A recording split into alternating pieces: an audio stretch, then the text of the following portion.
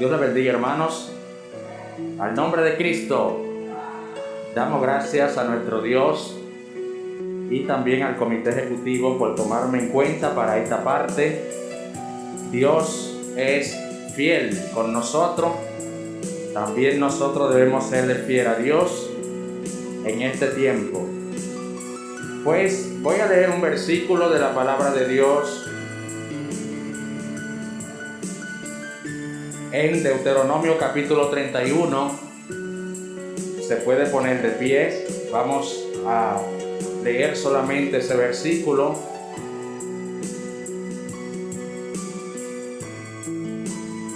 Deuteronomio capítulo 31, vamos a leer el versículo 8. Y leemos en el nombre del Padre, del Hijo y del Espíritu Santo. Y Jehová va delante de ti, Él estará contigo, no te dejará, ni te desamparará. No temas, ni te intimides. Amén. Pueden sentarse. Dios añada bendición a su palabra. Pues, aunque esto sea una conferencia, hermano, no significa que si el Espíritu Santo quiere moverse, no le vamos a poner freno. Amén. Voy a leer una introducción de esta conferencia. Dice: estamos viviendo ante una crisis provocada por el COVID-19, la cual ha traído mucha confusión y pánico en el mundo y también en el pueblo de Dios, incluyendo muchos líderes.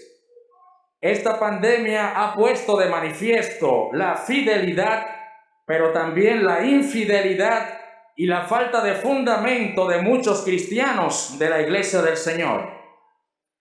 Debemos mantenernos agarrados de la roca que es Cristo Jesús, sabiendo que Dios está con su pueblo y no nos desamparará. Jesús dijo: he aquí yo estaré con vosotros hasta el fin del mundo.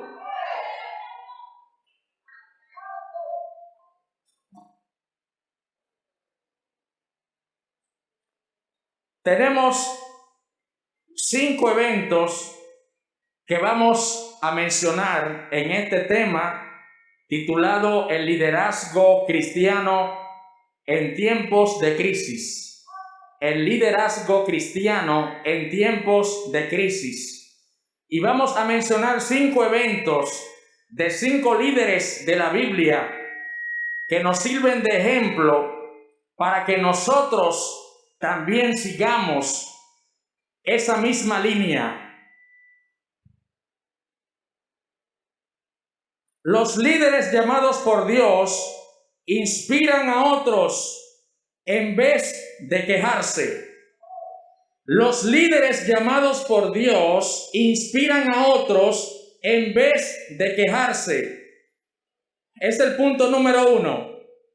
Y para esto tomamos como cita Números capítulo 13 y capítulo 14. Es conocido por todos ustedes el evento que se menciona en estos 2 capítulos. Se presentó una crisis después que Moisés mandó a 12 espías a explorar la tierra de Canaán, que de allá para acá vinieron 2 informes que estaban divididos, un informe negativo y un informe positivo.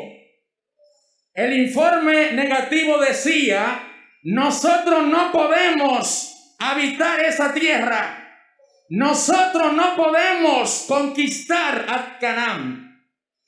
Pero el otro informe dado por Josué y Caleb decía: nosotros sabemos que el pueblo de aquella tierra es un pueblo grande, es un pueblo que tiene gigante, pero nosotros no lo comeremos como pan.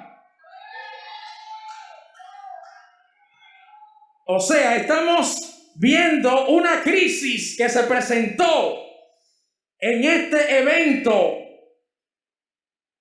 Y la crisis fue tal que el mismo Dios se airó y provocó una plaga en los 10 espías que dieron ese informe negativo, porque el pueblo se desanimó. El pueblo empezó a llorar porque había perdido la esperanza. Gente que infunde miedo, gente que infunde terror. Nosotros no estamos para infundir miedo, sino ánimo. Muchas personas en tiempo de crisis lo que hacen es que se turban y turban a los demás que están delante de él y se meten en nerviosismo pensando que Dios no está con ellos. Y la confianza que tuvieron aquellos 10 espías la tenían en sí mismo, no en el mismo Dios que había hecho tantas maravillas para aquel entonces. Y sin embargo ellos desanimaron al pueblo dando esta mala imagen, esta mala noticia. Nosotros como líderes debemos tener cuidado cómo hablamos a la congregación. Nosotros como obreros debemos tener cuidado qué infundimos al hablar. Nosotros como obreros de Dios debemos saber que nuestra confianza depende del gran yo soy y no de nuestra fuerza. Es por esto que como ese primer punto habla acerca de que los líderes, en vez de quejarnos, el capitán es el último que abandona el barco. Y aunque la cosa esté mal, aunque el barco se esté rompiendo, el líder siempre tiene una palabra de esperanza para su pueblo. Recuerden ustedes el naufragio de Pablo, de cómo esas naves se partieron, pero Pablo mantuvo a ese pueblo que estaba dentro de esa barca activo, confiando en Dios, y dice que aunque se rompió la barca, ninguno murió.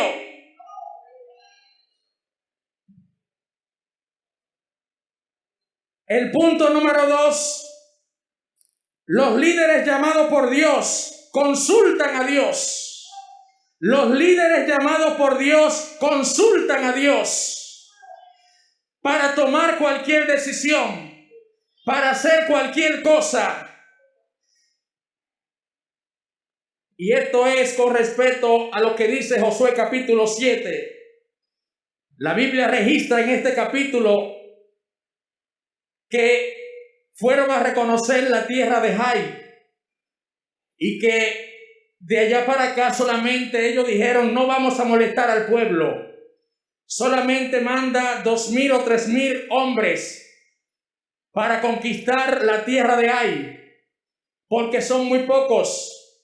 Sin embargo, cuando fueron a pelear, salieron huyendo y mataron a 36 del pueblo de Dios. Y cuando Josué está consultando a Dios, Dios le dice: Josué, ¿qué estás haciendo? ¿Por qué estás postrado? Es que tú no te has dado cuenta que hay un anatema dentro del pueblo.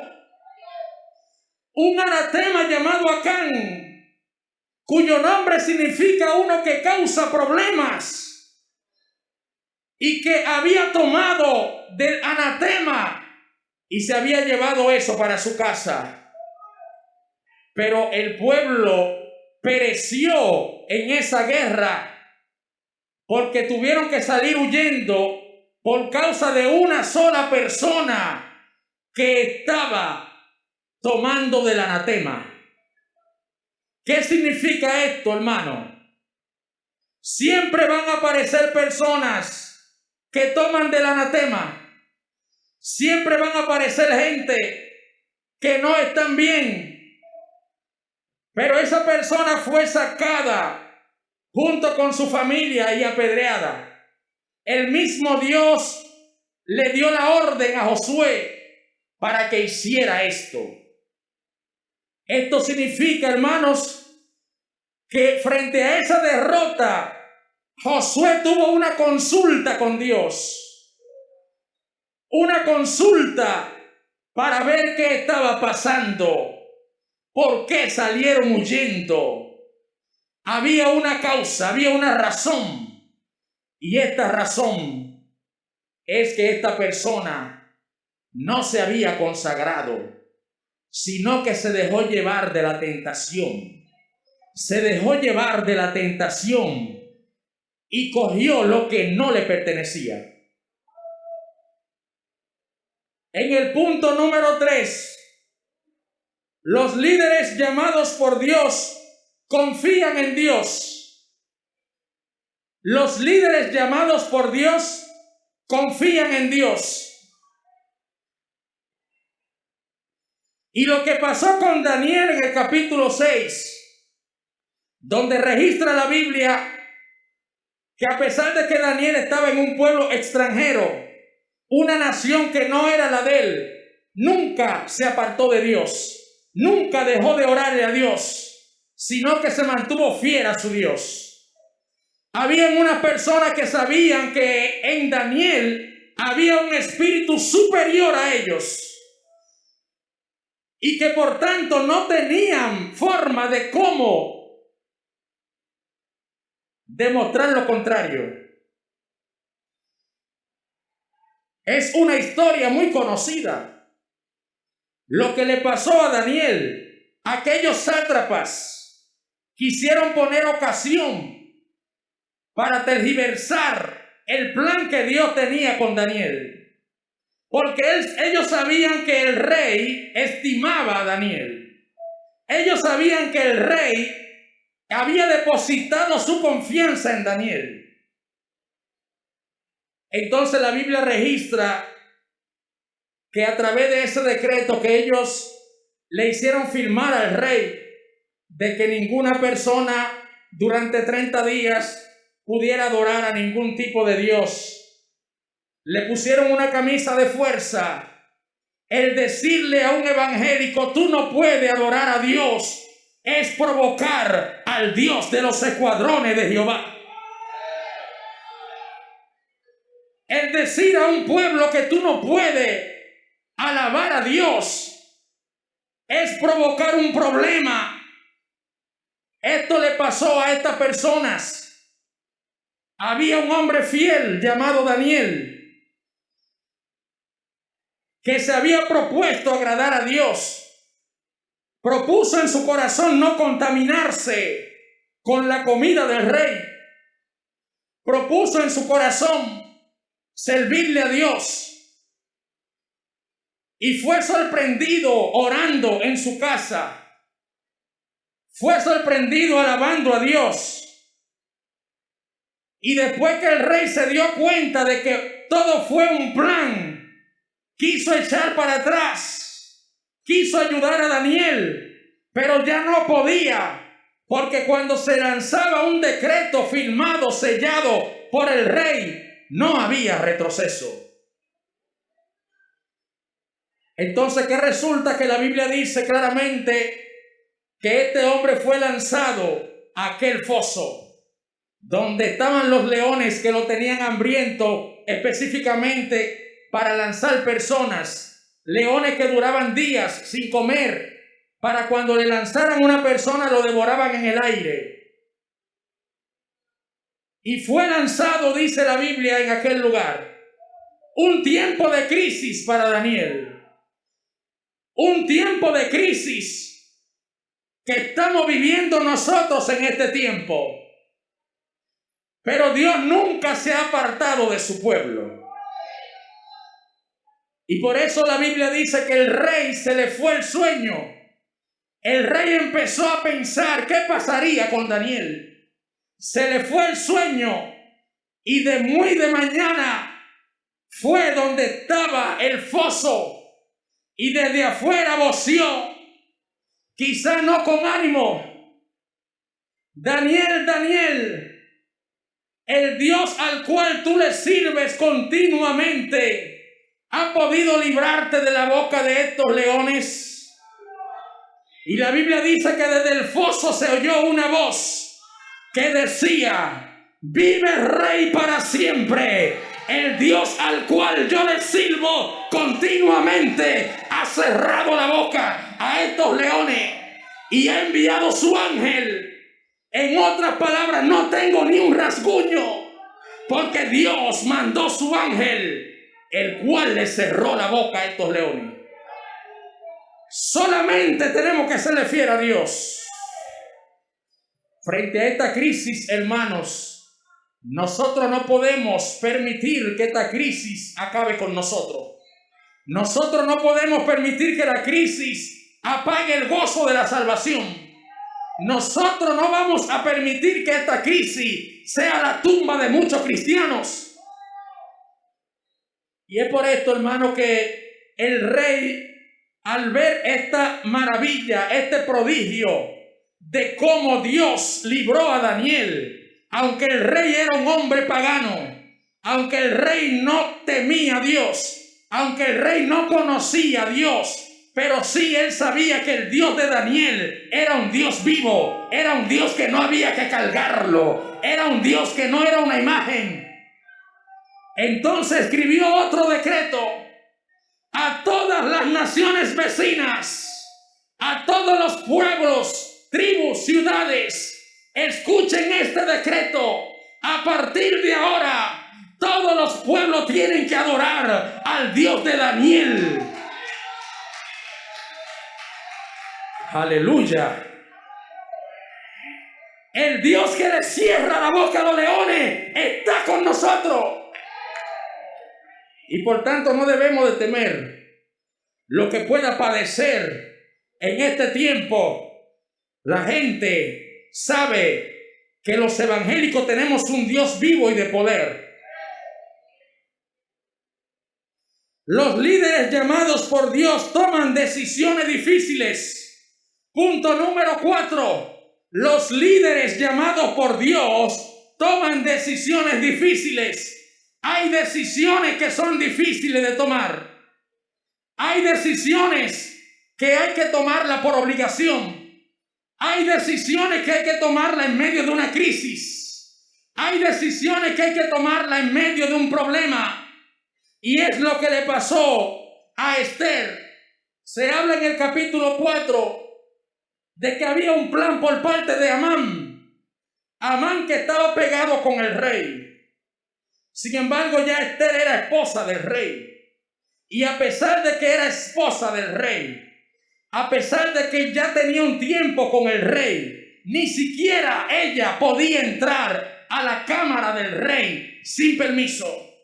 Ni siquiera ella podía entrar si no había de antemano una cita de parte del rey.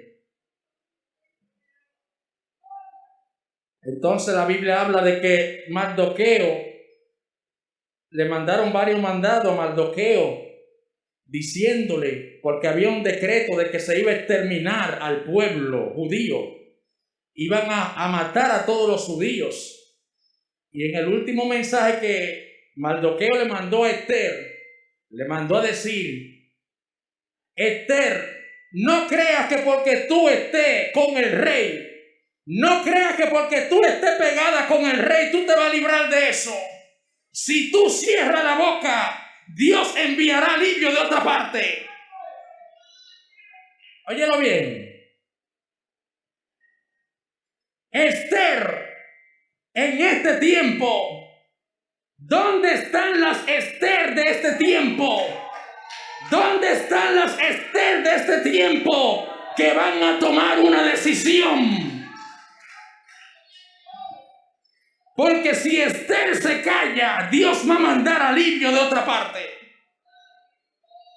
Cuando Mardoqueo le mandó a decir eso, Esther se puso la pila.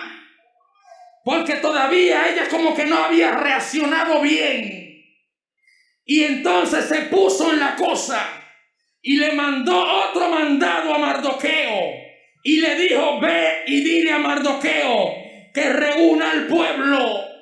Porque tienen que ayunar, tienen que orar, tienen que vestirse de cilicio, porque aquí se va a pelear, aquí se va a guerrear.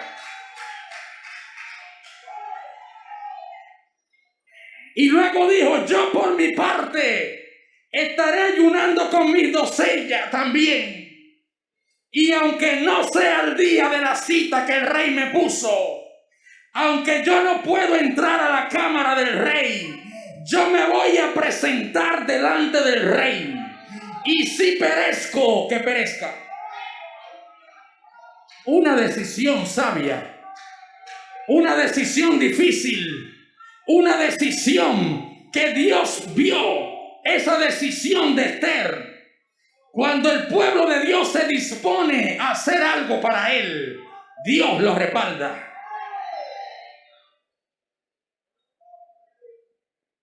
Evidentemente que Dios estaba en este asunto y todo el plan que tenía Mardoqueo en contra del pueblo.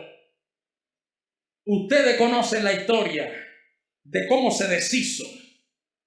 Porque Esther había invitado al rey a varios banquetes antes de decirlo. Y como ustedes saben, Esther, después de un casting que hizo el rey, fue la elegida. ¿Cuánto alaban a Dios ahí? Fue la elegida. Esa era la favorita del rey. Pero después de varias fiestas, la Biblia dice claramente que Amán, al momento de que Esther, en el último banquete, Esther le dijo, mira, este Amán es el que está provocando este problema. Porque hay un plan para exterminar con el pueblo, con mi pueblo. Y yo también voy a ser afectada. Y el rey dijo, ¿cómo? ¿Cómo así? ¿Y quién es el que está planificando eso? Este Amán. La Biblia dice que el rey le dio un pique tan grande que fue a coger fresco en la cámara. Y en eso, Esther, que estaba en su aposento, Amán fue a rogarle a Esther para que intercediera por él. Y en eso le dio un yello y se desmayó en la cama también. ¿Cuánto alaban a Dios? Y de allá para acá, cuando viene el rey y ve esa acción, pero este hombre tiene problemas. Este hombre no se conforma con querer matar a mi esposa. Ahora mira lo que está haciendo. Y dice claramente que a partir de ahí lo llevaron a su propia horca que había preparado para Mardoqueo. Porque con los hijos de Dios nadie se mete. Con los hijos de Dios nadie se mete. Nuestro refugio es el Dios de Jacob.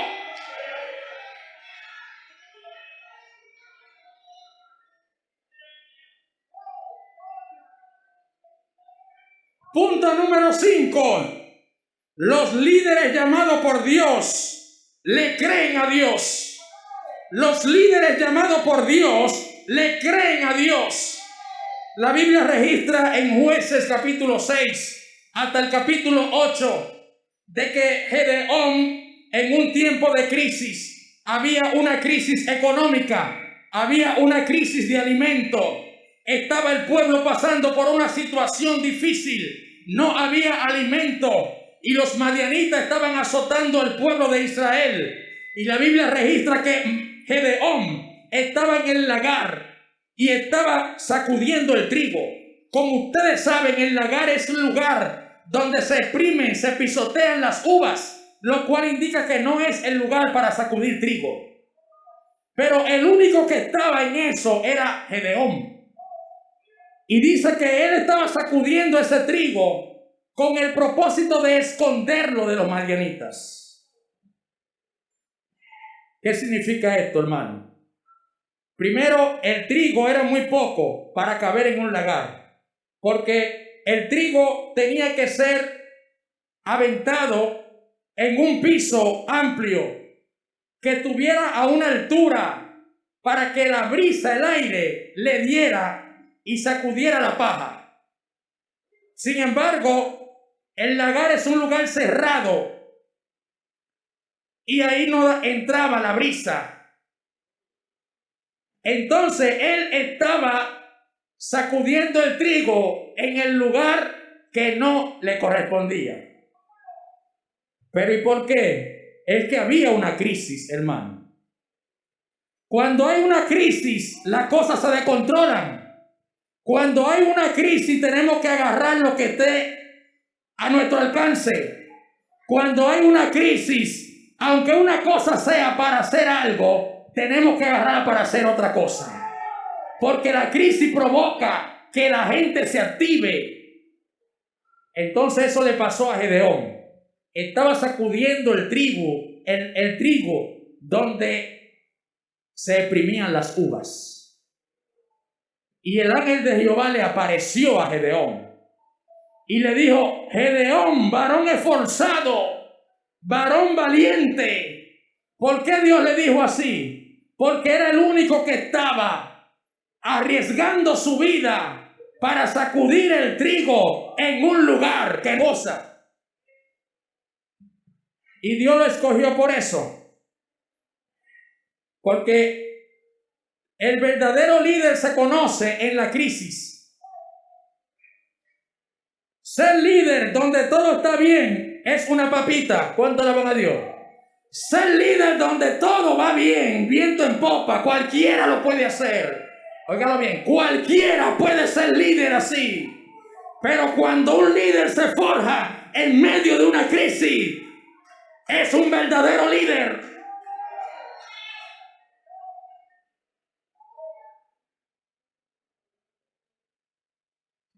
Entonces la Biblia registra que Dios escogió a Gedeón porque vio en él estas cualidades.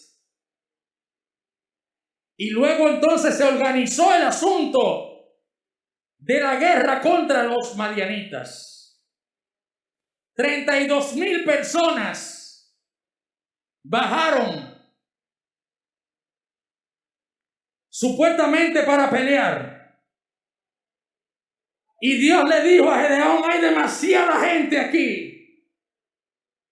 Ahí estaban la gente que iban a los cultos a hacer bulto. Ahí estaban la gente que iban a hacer pantalla en la iglesia. Ahí estaban la gente que brincaban mucho pero no tenían fundamento. Y Dios le dijo a Gedeón: da un anuncio y dile que el que quiera irse para su casa que se vaya, porque hay demasiada gente. Y cuando este problema empiece, van a decir que fue por ellos que vencieron.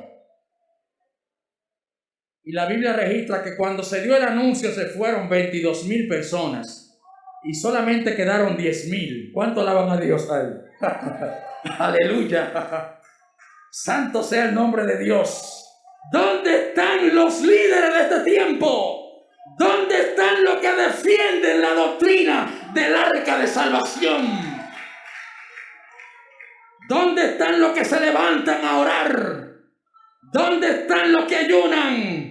Nuestro Dios es poderoso. Nuestro Dios nos dará la victoria.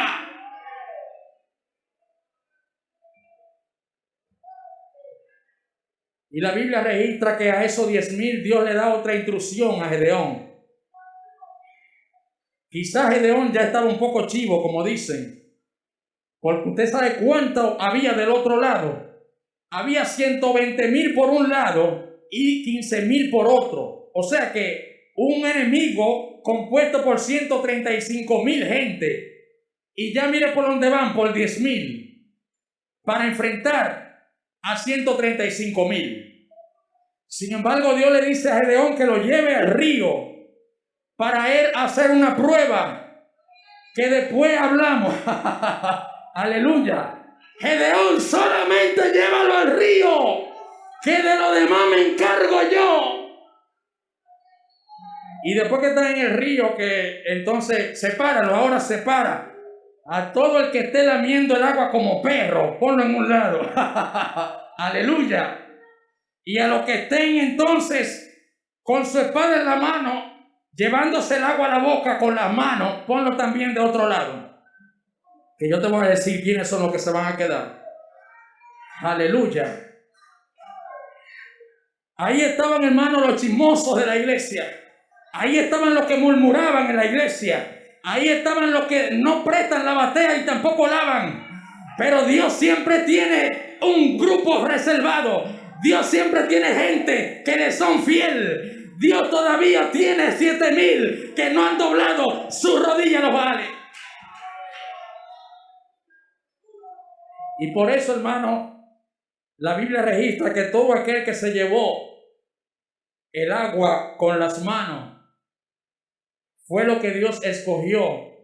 300 personas. Los demás lo mandaron para su casa. Estaban haciendo bulto también esta gente. Hermano, en este tiempo no es tiempo de estar haciendo bulto.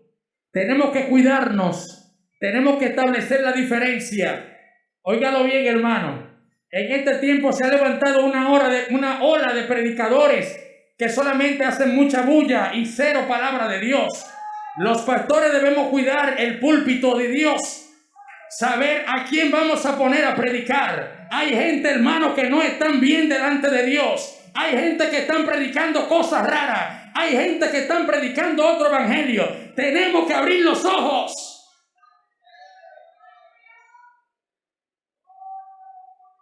Y la Biblia registra claramente que esa crisis que tuvo Gedeón junto con el pueblo de Israel, Dios lo escogió a él para exterminar a los madianitas. Pero mire de qué forma lo hizo. La Biblia registra que Dios permitió que ellos entraran en guerra, porque Dios muchas veces espera que tú te metas en guerra. ¿Sabe algo, hermano? Dios tiene que ver una disposición de ti. Cuando Dios ve una disposición, entonces Él está comprometido a ejecutar su plan también.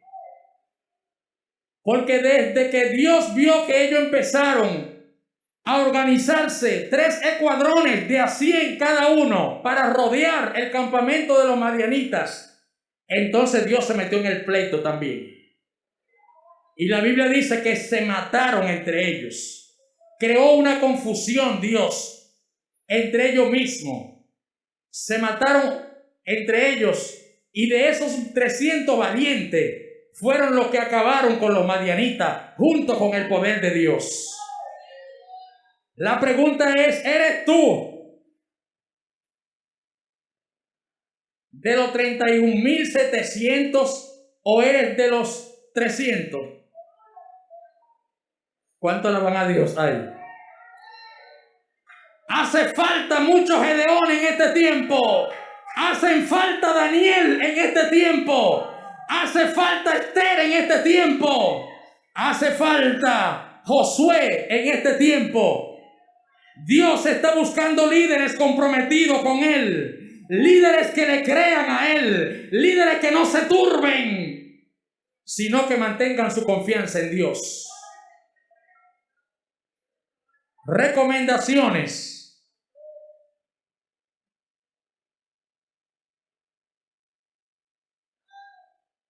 Primero, escudriña las Escrituras. En medio de esta crisis hay que leer la Biblia. Escudriña las Escrituras. No te despegue de la Biblia. Segundo, que esta crisis no te aleje de Dios. Está demostrado que mucha gente se ha enfriado en este tiempo. Está demostrado que mucha gente se han apartado del camino porque se enfriaron. Óigalo bien, la crisis del COVID-19 llevó a muchos cristianos a la muerte espiritual. De eso no hay duda. Todavía hay personas que a esta altura del juego no han visitado los templos donde se congregan, porque su alma se llenó de pánico y de terror. Punto número 3, no entres en pánico. El pánico es la turbación. El pánico no deja que tú pienses bien. El pánico no deja que tú veas lo que Dios puede hacer contigo. Entonces trata de no entrar en pánico. Hay que estar relajado, reposado en Dios. No importa lo que nosotros podamos ver, hermano. Se están diciendo muchas cosas. Nosotros no podemos entrar en pánico. Punto número 4. No dejes que esta pandemia te apague la fe. No dejes que esta pandemia te apague la fe, hermano. La fe tiene que mantenerse por encima de todo. Por encima de todo. Confianza en Dios. 5. Debes guiar a las personas hacia Dios. Debes guiar a las personas hacia Dios. El mundo tiene que ver que hay una diferencia. El mundo tiene que ver que los evangélicos le confían a Dios. El mundo tiene que darse cuenta que el cristiano, hermano, tiene su confianza depositada en Dios. Y hay mucha gente, hermano, turbada en el mundo. Pero el cristiano tiene que estar confiado en su Dios. 6. Cuidado con las redes sociales. Óigalo bien. No te conviertas en un multiplicador de mentiras, reenviando videos falsos, informaciones que me hizo una revelación, que en tal fecha va a venir el arrebatamiento. Óigalo bien, hermano. Las redes sociales se han convertido en maestros de muchos evangélicos. Evangélicos que en vez de escuchar la enseñanza que dan en su congregación, hay gente que se han levantado a transmitir en vivo a través de YouTube y ellos mismos se han hecho maestros, enseñando falsedades. Y muchos cristianos, hermano, en su casa están poniendo esos programas. Y muchas veces hasta se quedan en su casa y no van a la congregación para escuchar a ese tipo de gente. Ojo con esto, hermano. Ojo con esto, que estamos en los últimos tiempos y tenemos que cuidarnos. Tenemos que establecer dónde está la verdad y dónde está la mentira. Cantidades, hermano, de gente profetizando en medio de la pandemia. Gente que desde que llegó el COVID-19 están profetizando cosas, pero no lo profetizaron antes, sino ahora. Gente, hermano, creando pánico y creando terror. Óigalo bien, hermano. Nosotros sabemos en quién hemos confiado. Nada de esto nos puede mover. La Biblia dice claramente que el día y la hora nadie sabe, ni aún los ángeles que están en el cielo. Entonces, ¿por qué hay gente poniéndole fecha al arrebatamiento de la iglesia? Diciendo que va a ser ahora, en este mes, septiembre. Hay muchas cosas, hermano, que se están moviendo en las redes sociales. Tenemos que cuidarnos de estas cosas. 7. Seguir las recomendaciones de las autoridades seculares y eclesiásticas. Es decir, no escuchar tantas voces. Nosotros tenemos las autoridades de nuestro concilio. A ello es que debemos obedecer. A ello es que debemos establecer lo que ellos dicen. Porque en otro concilio se está diciendo otra cosa. No, olvídese de eso, hermano. Tenemos que seguir ese orden. El arca de salvación tiene su orden. El arca de salvación sabe en quién ha creído. El arca de salvación Dios la ha escogido, hermano, para que dé ejemplo a muchos cristianos que se han desviado de la fe. Óigalo bien. Hay muchos cristianos que se han desviado de la fe y están predicando otro evangelio. Un evangelio diferente.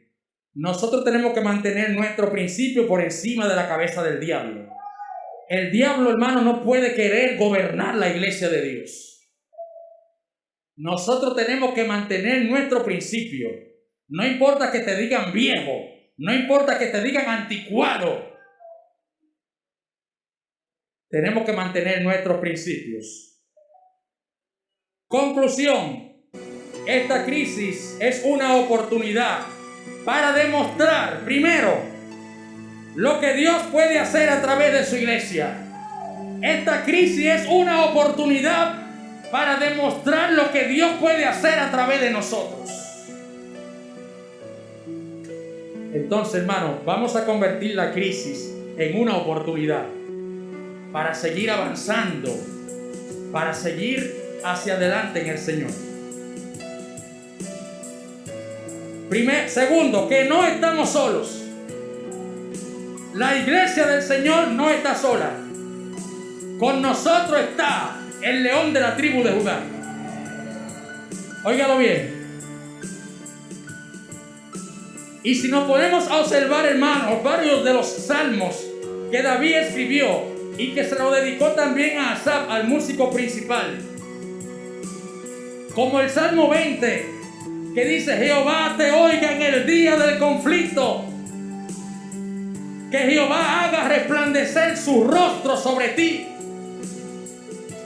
porque la verdad que estos confían en carros, aquellos en caballos, mas nosotros del nombre de Jehová nuestro Dios tendremos memoria.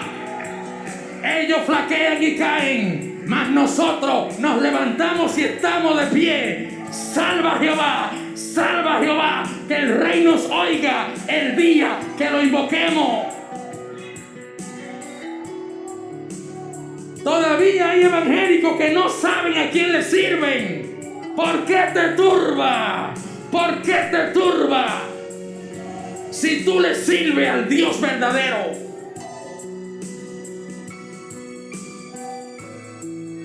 Número 3, para demostrar fidelidad y confianza en Dios.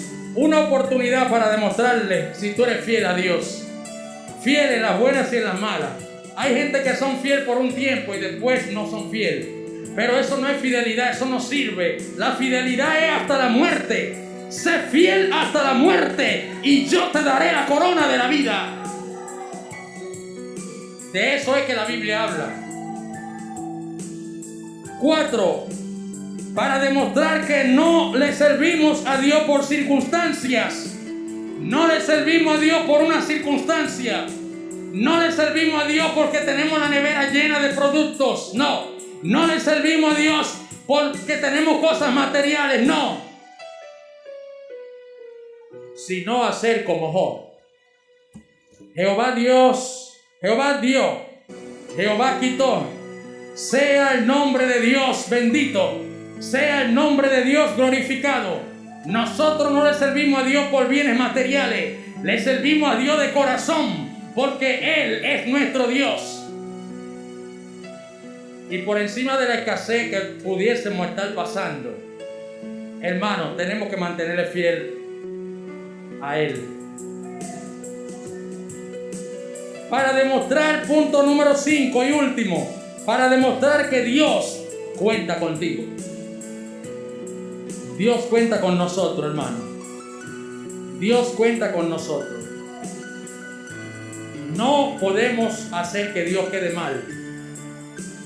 ¿Sabe, hermano, que hay personas que han hecho que Dios lo ha puesto en un lugar y después quedan mal delante de Dios? Pero nosotros, hermanos, tenemos que saber que nosotros le servimos a un Dios grande y que por encima de estos problemas que está teniendo el mundo, nuestra misión está clara. Nuestra misión es predicar el Evangelio. Nuestra misión es predicar el Evangelio. Tratar de predicar el Evangelio para que muchas personas sean salvas a través de nosotros.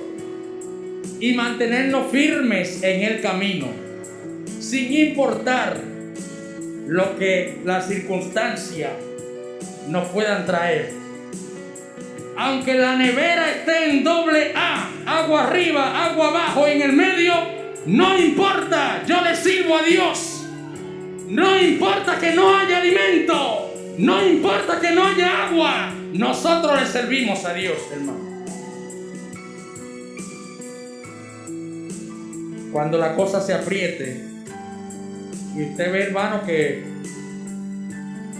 estos son señales de la venida de Cristo y estas cosas seguirán pasando, pero recuerde que nosotros no le servimos a cualquier Dios, le servimos al único Dios verdadero, al gran yo soy, el Dios de Jacob, el Dios de Isaac está con nosotros.